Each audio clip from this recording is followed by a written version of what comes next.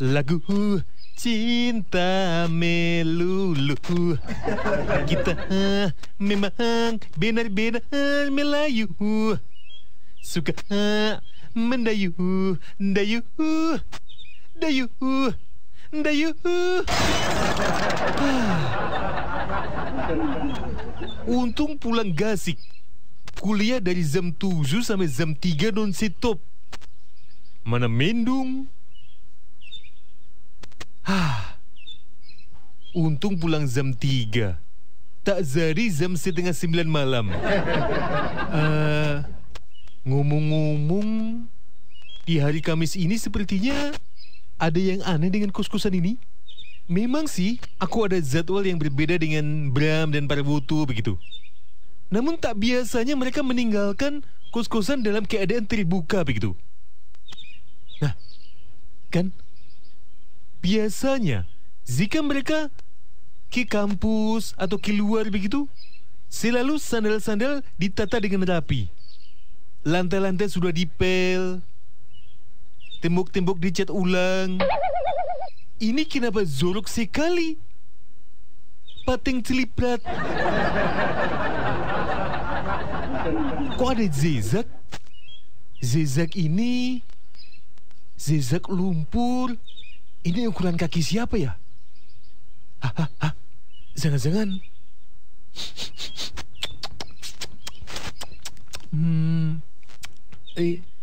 Ini sepertinya bukan tanah lokal deh.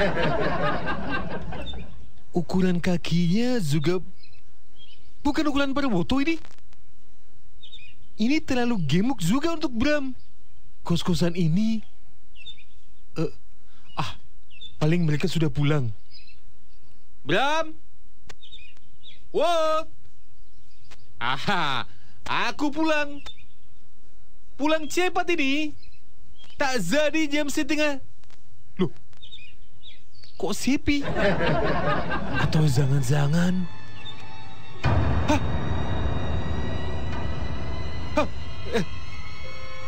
siapa itu?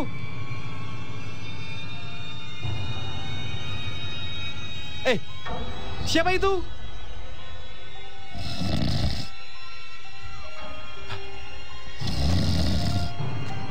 Kok seperti orang mendengkur? Siapa ya? Maling atau kucing? Kucing. Oh. Macam dagelan lawas saja. Mana mungkin kucing? Kucing atau maling? Kucing. Oh. Lalu siapa yang ada di kos ini ya? Aku telepon Bram saja. Ya, kok tak aktif? Parwoto?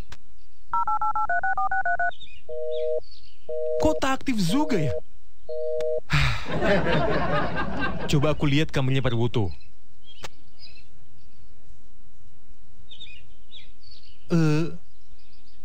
Dikunci? What? Apakah kau di dalam? Darmo? Sylvie? Tak ada yang di dalam. Ke kamar Bram saja. Loh, kok sedikit terbuka kamar Bram ini? Jangan-jangan malingnya ada di sini. Bram? Kok tumben mendengkur?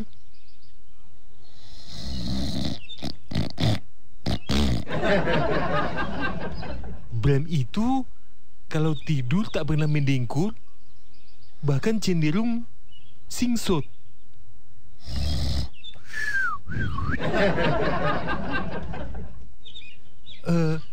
Bram itu kalau tidur suka mendesis loh.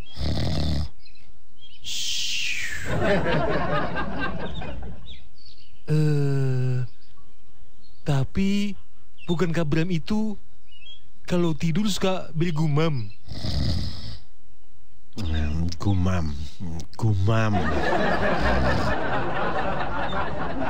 Oh, itu Bram. Sebentar. Bram kok suaranya tua sekali? Bram atau maling? Bram. Oh, tapi kok aneh ya? Biasanya Bram menyahut ketika aku menanyakan nama atau sebentar, menggunakan password. Biasanya kalau aku tanya password, dia akan menjawab Salam brotherhood.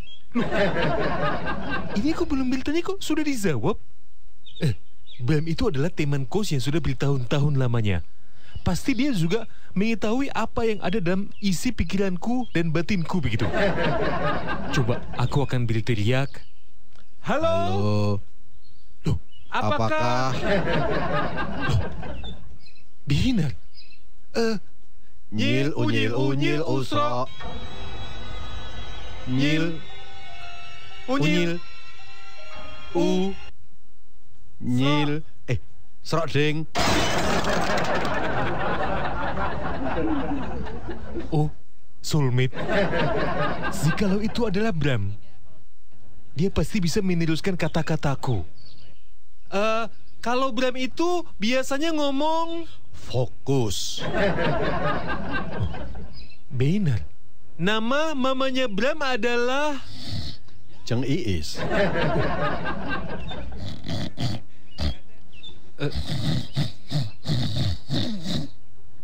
sebentar. Itu nguruk atau kampanye?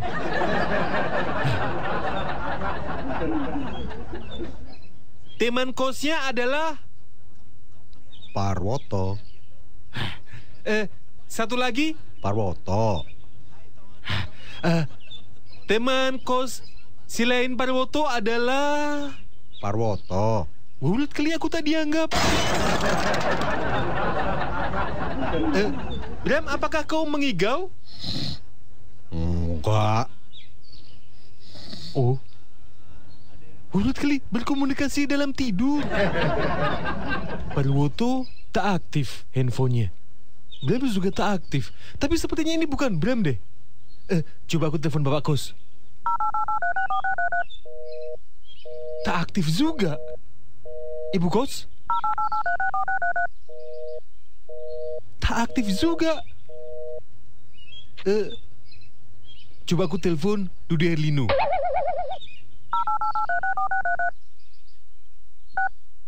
Halo Dude? Dude? Bro, ini Icuk. Halo? Oh, dimatikan. Telepon Pak Desur.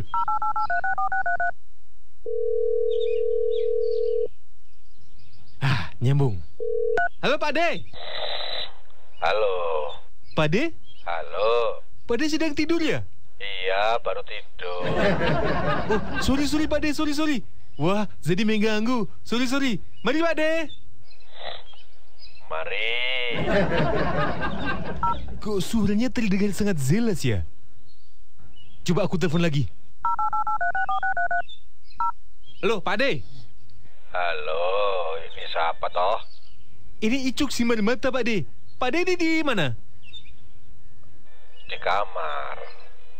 Tapi suaranya Pak De itu sangat jelas begitu. Pak D kan masih muda. Belum pelo. Ya, maksudnya sangat-sangat dekat begitu. Kan kita bersaudara. Iya sih. Maksudnya itu jeling begitu. Pak D habis perawatan. Pak De di Klaten. Sok tahu anak muda. Sebentar Pak D itu kan masih tidur. Ngoroknya ketinggalan. Udah, lanjutin. Pak De, ini sekarang Icuk sedang ada di kosan begitu. Pak D kan nggak tanya. Suara Pak De itu sangat jelas terdengar di sini loh. Kamu itu aneh. Pak D itu suaranya di mana-mana terdengar jelas. Panutan. Zaman dulu itu Pak D baru ngomong bahwasanya semua itu udah tahu kok Pak D itu mau ngomong apa. Wah, semua menerjemahkan. Apalagi kamu, saudara. Harusnya kan ya lebih ngerti toh. Cok ini. Posisi. Miring, Pak D itu jarang tidur tengkurap. Menurut Feng Shui, Pak D itu harus miring ngadep ke selatan. Kalau hari Kamis begini tuh harus menghadap ke selatan, posisi miring. Feng Shui-nya begitu. Maksudnya adalah sepertinya aku akan menebak Pak D itu sekarang sedang ada di sebentar Pak D. Handphonenya aku taruh dulu Pak D ya. Jangan tutup. Jangan tutup Pak D. Jangan tutup Pak D. Pak D, jangan tutup. Siapa yang mau nutup? Handphoneku nggak ada pintu. Kenapa? Handphonenya nggak ada pintu. Tak kedengeran Pak D. Handphonenya sudah aku taruh. Ya nanti handphoneku juga tak taruh. Jelas sekali loh. Kan udah dibilang, Pak D itu memang jelas. Aku buka saja kamarnya Bram. Loh, benar kan? Itu halo Pak D, halo. Halo. Apakah Pak D pakai selimut? Aneh. Ya pakai baju sama celana. Apakah Pak D sedang berbaring? Namanya juga tidur. Maksud Icuk adalah ketika Pak D tidur, apakah Pak D Sur itu menggunakan selimut untuk kerukupan begitu? Bukan Pak D yang bermaksud menggunakan, selimutnya yang tahu diri. Dia pengen nutupi Pak D. Tapi kok Pak D tidak nguruk lagi? Nah ini Pak D, apakah kalau kedinginan menggunakan selimut? ya jaket, jendelanya ditutup, bikin minuman panas, sekoteng, wedang jahe, balsem. Ini kok agak aneh ya? Apanya? Pak D kalau tidur ngolet tidak sih? Itu kalau hari Jumat, apalagi kalau di bis, itu pasti ngolet. Ngolet.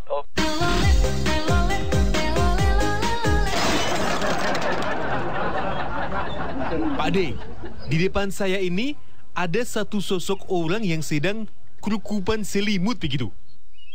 Bagaimana kalau saya buka selimutnya? Sebentar, yang bijak anak muda. Kamu tahu tidak siapa yang ada di dalam selimut? Tidak tahu. Lah, ya jangan asal. Itu nggak sopan. Nek orang ngerti sopo, takon, tanya. Banyak masalah itu muncul karena ketidaktahuan, tapi orang sok tahu lalu menuduh, mencurigai sesuatu, melakukan tindakan tanpa tahu apa yang dilakukannya. Sama persis saya kayak kamu itu. Perjelas di awal. Makanya semua itu harus dipahami, dipelajari. Sebagus apapun ide, gagasan, kalau tidak dipraktekkan ya akan muspra, percuma. Kalau kamu nggak tahu, cari tahu dulu, yakinkan dulu itu siapa. Ada di dalam selimut, tunggu dulu sampai orang itu buka selimutnya dengan dirinya sendiri. Tak kasih contoh kayak Pak D itu biasanya langsung Buka selimut. Pak D. Loh lah iya. Loh, sebentar. Hei. Sama orang tua nggak sopan. Tapi ini beneran Pak D. Kamu pikir siapa? Kok Pak D tak memberitahu kalau sedang ada di kosan begitu? Dari tadi telepon. Aku pikir tadi maling Pak D. Sama. Aku pikir juga yang datang tadi itu maling. Loh, berarti tadi yang mengendap-endap di rumah ini, di kosan ini, kamu ya? Tadi yang mendengkur-dengkur Pak D. Tadi yang telepon-telepon orang itu kamu ya? Tadi yang mengangkat telepon Pak D. Kamu tuh anak muda, makanya jangan suka apa-apa curiga. Pak De itu makanya Apa? dia Apa? Kamu mau bilang Pak De itu senior tahu nggak? Lebih tahu dari kamu. Pak De kan sebagai orang tua. Senior, garis bawahi. Senior. Tua. Senior. Oh, Makanya jadi anak muda itu ya sopan. ya maksudnya Pak De. Pak De itu kan sebagai orang tua, itu kan Senior. iya. Ya maksudnya Cuk adalah Pak De itu sebagai senior yang tua. Just senior. Pak De kok tak mengabari kalau akan ada di sini begitu? Kan Mak Pratap kaget Pak De. Nah ini kamu itu loh, anak muda itu tidak harus diberitahu oleh orang tua, tapi harusnya bisa memahami pelajaran senior. Disitulah anak muda itu harus proaktif. Tanya Pak De mau kemana? Nah baru Pak De menjelaskan. Pak De mau kemana? Telat. Pertanyaan itu sebelumnya. Apa iya kamu mau Pak De ngasih jawaban dulu baru kamu bertanya? Maksudnya kan Pak De itu hujuk-hujuk ada di kosan begitu, tanpa ada tanda-tanda, tanpa ada sesuatu yang memberitahuku kalau ada Pak De di kamar Bram pula. Anak muda sekarang tuh jarang mengasah rasa, feel. Harusnya anak muda apalagi punya hubungan darah tahu Pak De itu dulu kalau eyang itu mau rawuh, mau datang, memahami. Ono manuk gancer-gancer suarane. Oh, eyang mau datang, Pak De siap-siap. Harusnya kamu tahu itu. Misalnya cecak suaranya biasanya kalau rutinitas, kamu harus pahami apa makna dibalik cek-cek-cek itu. Tokek misalnya, itu yang biasa. Apakah waktu itu berubah? Nah, itu kan alam itu bisa memberi makna, bisa memberitahu kita apa yang terjadi. Kita harus jeli, harus peka. Tadi sepertinya waktu pulang kampus, masuk kos, semuanya biasa saja kok. Ini di dalam satu kebiasaan pasti ada kebiasaan yang berbeda. Tidak ada yang sama dalam hidup ini. Kamu dengar nggak itu suara ayam jago berkokok? Ya, pitik keluruk. biasa saja. Jam berapa ini? Jam 4 sore. Nah, itu sudah ngowahi adat. Sudah berbeda biasanya. Jago keluruk itu pagi membangunkan orang. Berarti di kosan ini banyak pemalas. Sore tidur, dia membangunkan. Itu pertanda kamu harus bangun aktif. Tahu kondisi Pak D. Namanya juga ayam ya berkokok Pak De. Masa ayam menggonggong? Nah, itu cuman berkokoknya itu. Ayam itu tahu jam meskipun dia nggak pernah membeli. Nah, itu kamu dengerin nggak? Jangkrik. Suara jangkrik jam segini coba. Itu kan tandanya kamu nggak pernah peka sih.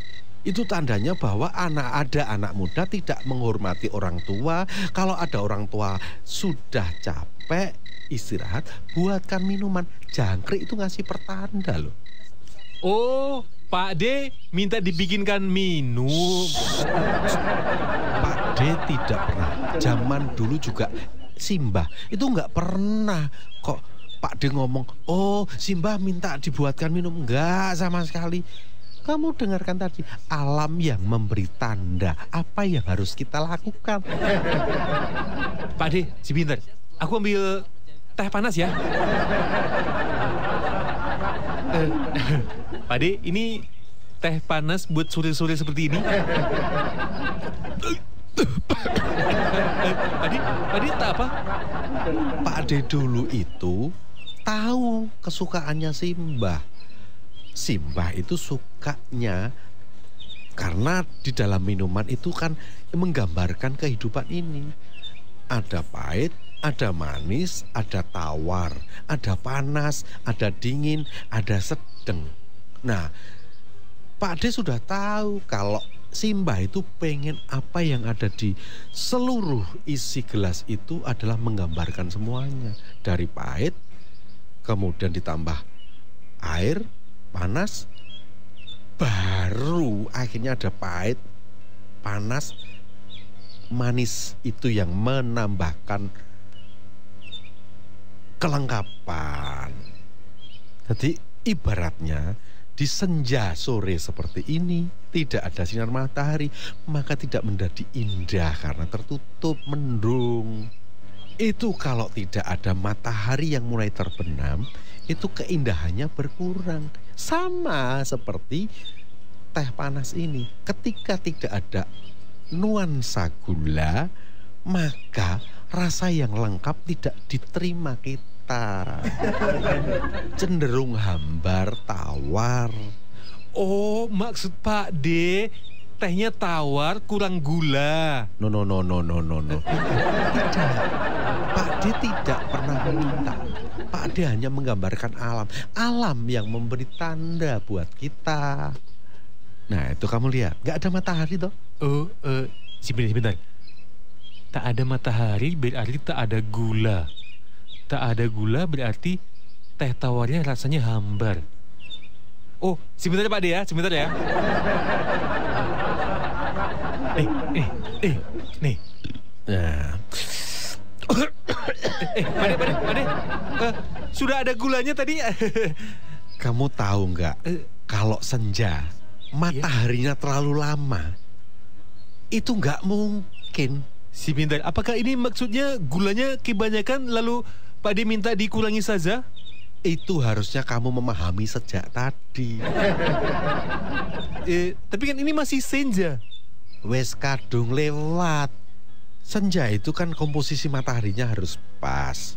Nek kakean padange, kuwi marahin yang moto ya rapi nak. Kaya nek mbiyen jaman mbiyen jenenge Candri Olo, moto blereng, cemlorong. Kui isi apa ning ojo nganti kenemenan, jangan terlalu over. Mata itu ada batasnya, lidah itu ada batasnya. Pak D. Aku paham.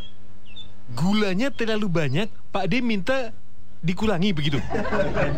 Pak D tidak pernah meminta. Alam yang memberi tanda.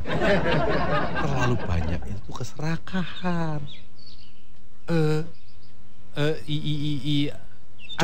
Coba misalnya, Iya. gula itu hanya tinggal segitu, semua kamu kasih dalam satu minuman. Orang lain nggak bisa menikmatinya. Rasa manis itu kita harus bagi. Pak D merasa bersalah, nggak enak. Manis itu bukan buat Pak D saja, semua harus merasakan sama. Ini harusnya yang menikmati gula ini banyak orang. Kenapa hanya Pak D? Pak D merasa hina, malu.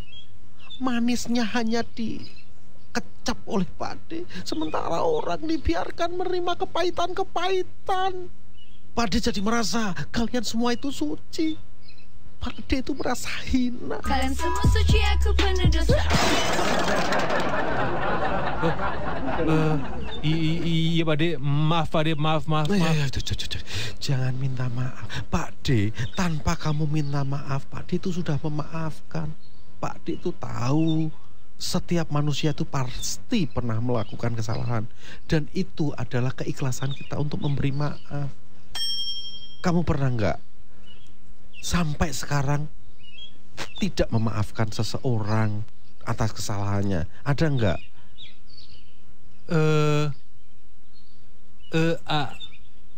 Ada sih, tapi sepele kok. Nah, jangan pernah menganggap sepele sesuatu kesalahan. Maaf itu bukan ada ukuran besar kecil, sepele atau bermuatan banyak. Tidak, semua harus dimaafkan. Tapi itu bukan salah Icu Pak D. Jangan kamu sok-sokan begitu. Kamu tetap harus minta maaf. Kamu merasa itu bukan kesalahanmu. Mungkin saja kesalahan dia itu berawal dari kesalahanmu. Loh, kok bisa? Loh, sudah belajar. Maksudnya bagaimana bisa kesalahanku? kamu harus introspeksi. Jangan-jangan kamu merasa tidak punya kesalahan, itu membuat orang lain jadi melakukan kesalahan. Lihatlah dirimu. Siapa orang itu? Ya adalah Pak De. Nah, kamu bilang ada, tapi nggak menjelaskan siapa. Butet. Nah, itu aja kamu menyebut sudah nggak ikhlas. Butet. Cooling down. Kepala dingin, hatinya bersih, jiwanya jernih. Nggak pakai menghela nafas. Ikhlas. Pelan-pelan, Ya. fokus, lalu sebutkan namanya. Namanya Red. Namanya Red. Nah, berarti kamu hanya di niat awal. Ketika melakukannya kamu masih nggak ikhlas. Pret. Butet Pak De. Butet. Nah, ini justru baru kamu yang sebenarnya. Berarti kalau tidak ada tekanan apapun kamu tuh ikhlas. Butet kenapa? Butet itu suka marah-marah Pak De. Masa mengangkat telepon marah. Aku bilang sedikit apa begitu marah. Bahkan aku tak bilang apapun marah Pak De. Nah. Butet kali butet itu. Itu berarti mungkin loh itu karena kamu. Dia mengangkat telepon marah. Iya, berarti harusnya kamu nggak nelpon. Kamu yang nggak memahami. Kamu ngomong dikit-dikit aja dia marah. Betul Pak De. Nah, mungkin kamu yang salah. Kenapa kamu ngomong cuma dikit-dikit? Kenapa nggak banyak? Mungkin dia berharap semua itu kamu sampaikan. Mungkin kamu nggak terbuka, nggak los. Ngomong cuma pakai kode. Terus tadi kamu bilang, kamu nggak ngomong dia juga marah. Iya. Nah, harusnya ngomong. Jadi introspeksi. Jangan menyalahkan orang lain ketika kita tahu bahwa apa sih kok orang itu marah ke saya. Lalu Pak De, apa yang harus aku lakukan begitu? Sekarang juga kamu telepon Butet, kamu minta maaf. Nanti marah Pak De. Jangan suudzon, jangan curiga. Mencurigai seseorang tanpa kita tahu itu sebenarnya sama dengan apa yang kita lakukan. Berkaca. Kalau dia marah, Kalem, cooling down, hati dingin. Kalau kamu sudah di awal sudah berpikiran kalau dia marah, berarti dia bakal marah. Kita yang harus mengatur. Alam memberi tanda. Coba gini. Pak D itu pengen tahu semarah apa sih Butet sebenarnya. Pak D yang telepon, kamu yang jadi Butet. Nah seperti ini Pak De. Coba Pak De telepon. Halo, Butet. Apa halo? Kenapa kau telepon? Loh, namanya juga berhubungan. Pasti ada maunya kau, ya kan? Loh, ini jam berapa coba? Saatnya makan. Cuman mau mengingatkan makan. Kamu belum makan kan? Nanti sakit loh. Iya sih, belum. Ya sudah, makan dulu. Nanti teleponnya kalau sudah kenyang, nanti aku telepon lagi ya, Butet. Iya Bang Icuk. Nah, nih contohnya kayak gitu kan. Nah, kalau gitu kan enak. Jadi nanti kalau udah suasananya adem, kamu nggak emosi, baru kamu nelpon. Baiklah. Itu adalah step awal dari minta maaf. Sebenarnya tidak harus ngomong maaf. Itu aja dia pasti sudah tahu. Tapi kan telepon. ya, Pak De, nanti itu Telepon. dia itu Telepon. biasanya kalau aku mengangkat Telepon. ya, Kendor. Jangan emosi. halo. Nah, itu halonya itu yang pakai rasa. Ya, tapi kan dia kan pasti akan menjawab dengan nada tinggi Pak De. Ketika dia nada tinggi, kamu nada tinggi, berarti tidak saling mengisi. Do rendah, do tinggi. Itu kalau do sama. Kalau sama-sama tinggi nggak akan selesai. Halo. Seperti itu? Agak naik dikit. Jadi ada emosinya, tetapi tidak emosional. Halo. Terlalu panjang. Halo. Nice try. Baik.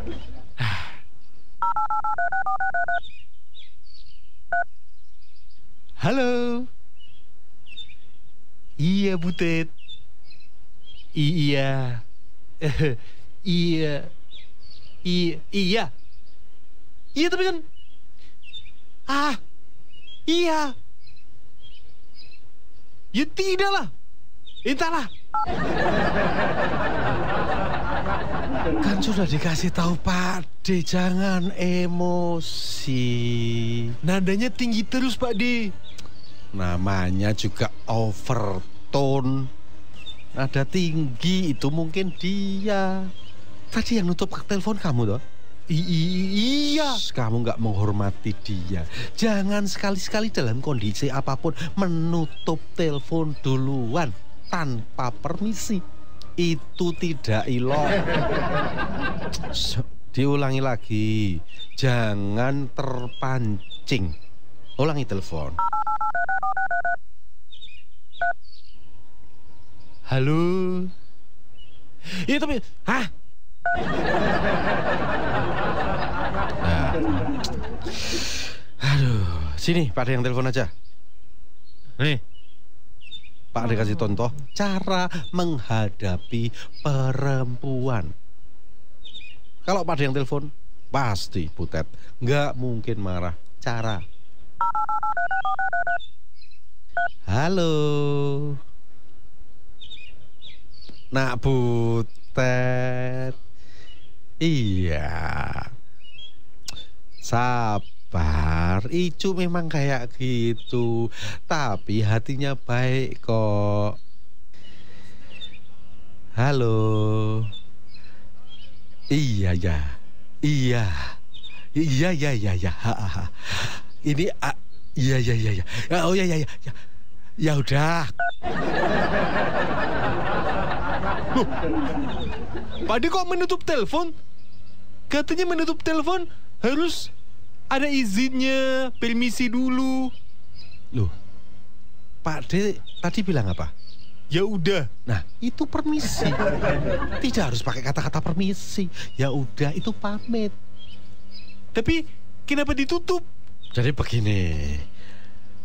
Dalam sebuah kehidupan tidak semuanya itu mulus seperti apa yang kita harapkan. Mungkin loh, ini mungkin itu karena kondisi tertentu. Pak D, kamu harus memahami siapa yang kamu ajak bicara. Membutuhkan strategi tersendiri. Sama kayak Pak D barusan. Butet marah kan, Pak D? Bukan marah. Kondisinya yang belum pada tahap cool. Nanti suatu saat itu pasti kok. Jadi ini kan yang namanya gejala alam itu ada. Dalam kondisi, misalnya dalam kondisi terik siang matahari kita berharap itu adalah dingin. Nggak mungkin kan? Tunggu nanti sore. Tunggu nanti malam. Sama. Mungkin Butet masih kebawa sama kamu. Coba kalau itu sama Pak D tok. Nggak mungkin. Zaman dulu Pak D dulu juga gitu. Pak D tidak akan pernah telepon kalau Pak D emosi. Memangnya kenapa, Pak D? Zaman dulu di rumah itu nggak ada telepon. Oh iya, Pak D tua ya? Senior. Oh, senior begitu. Jadi zaman dulu itu telepon kan cuma ada di kantor kecamatan. Mosok Pak D marah di depan publik? Ya malu. Lagian kalau Pak D marah, mau telepon berangkat, naik sepeda udah capek. Tadi itu pasti Butet marah kan? Enggak, marah apa? Cuman nggak cool. Itu aslinya marah, Pak D. Butet itu beda dengan wanita-wanita yang lain begitu. Lah iya, namanya manusia pasti beda. Kamu itu nggak usah suka marah, nggak usah emosi. Loh, aku tak emosi, Pak D itu yang emosi. Kamu itu selalu nggak tahu. Nggak bisa sopan. Nuduh orang tua. Senior. Orang tua. Senior. Kamu itu cuman kata aja dimasalahkan. Pak D ini senior. Udah satu orang tua. Senior. Katanya kata-kata tak boleh dipermasalahkan. Loh, ini kamu mempermasalahkan. Kata-kata yang tidak dipermasalahkan, kamu permasalahkan. Apa? Pak Ade itu sukanya marah-marah, tapi bilang tak boleh marah-marah. Siapa yang marah-marah? Pak D itu marah-marah. Itu sebenarnya bukan marah-marah. Oh, saya salah. Aku malah bingung deh. Tadi Butet marah-marah ya? Bukan. Cuman belum cool. Tapi Pak D kok bisa tetap cool, tetap santai begitu? Itu namanya juga Pak D. Ada saat tertentu Butet itu yang harus diselami. Tunggu dia reda. Masa kalau ada orang baru marah baru naik pitam, Pak D ikut-ikutan naik pitam. Seberapa besar sih pitam? Kita harus yang ngalah. Tapi sepertinya tadi Butet marah-marah deh. Bukan marah-marah, mungkin terpengaruh dari kamu. Pak D pasti pura-pura. Pak D pasti tadi tak mampu menghandle seorang Butet begitu. Ya kan? Butet itu memang beda Pak D. Percaya saya. Butet itu beda dengan wanita-wanita lain begitu. Lah kalau sama dengan wanita lain, terus apa perbedaannya? Kenapa kamu gak cari wanita-wanita lain kalau sama semua? Gampang kalau di depan Pak D bisa tak handle. Gak akan marah. Tadi marah itu pasti Pak D. Pak D tak bisa menghandle, lalu ditutupkan teleponnya. Siapa bilang? Pak D itu tidak sama sekali tidak bisa, kok nggak bisa menghandle bagaimana? Cuma memberi kesempatan biar emosinya itu sampai puncak. Oke, kita masuk. Itu. Tadi kenapa ditutup teleponnya? Strategi. Trik. Kalau begitu aku tadi menelpon Butet, aku menutupnya juga strategi tadi. Beda cara. Kamu nggak ada kata-kata pamit, nggak ada kata-kata ya udah. Pak D kan ya udah ya. Klek. Loh, itu berarti Pak D juga terpancing kemarahan. Kamu ini loh. Kamu kok malah nyalain Pak D? Pak D kan ngasih contoh. Pak D itu nggak pernah marah. Sorry, kamu ngawur aja sama orang tua. Senior. Orang tua. Senior Pak D. Pak D bilang apa? Kamu masih mempermasalahkan kata-kata lagi. Pak D itu nggak pernah marah. Kamu kata senior sama orang tua aja dimasalahkan, diperdebatkan. Pak D itu sebagai senior tersinggung. Tadi kata Pak D tua. Senior. Tua. Senior. Jadi katanya tak boleh mempermasalahkan kata-kata ini, bagaimana sih? Kamu ini loh, sebagai senior, Pak D mengulas. Kamu bilang Pak D mempermasalahkan kata-kata. Kamu yang mempermasalahkan kata-kata, Pak D mempermasalahkan kata-kata. Masalahnya di mana coba? Kamu itu loh anak muda dikasih tahu sama senior, malah ngeyel, malah bikin emosi, malah bikin orang lain marah. Introspeksi. Pak D itu yang harusnya introspeksi. Ngomong sama orang muda, masih pemikiran-pemikiran lawas begitu. Ini malah tambah menuduh. Kamu harusnya introspeksi. Pak D marah itu karena siapa? Karena kamu. Coba kalau nggak ada kamu, Pak D nggak akan marah. Baru kali ini Pak D marah. Pak D itu nggak pernah marah. Berarti sumber permasalahannya itu kamu. Ini Pak D nih, gara-gara Pak D aku juga tak pernah marah-marah kok. Kenapa kau sekiranya membuatku marah begitu? Sumber masalahnya adalah Pak D. Sumber masalahnya Icu. Pak D. Icu. Sudah kalau gitu, Pak D pergi dari kos-kosan ini. Pak D pergi. Jangan, aku saja yang pergi. Aku yang pergi.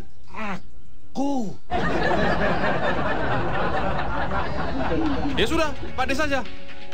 Pergi sana. Katanya kamu aja sana. Tak usah, Pak D saja. Ini masih ngeyel. Tadi kamu bilang siapa? Kamu kan yang mau pergi? Pak D. Kamu. Pak D. Kamu. Ya udah, aku yang pergi.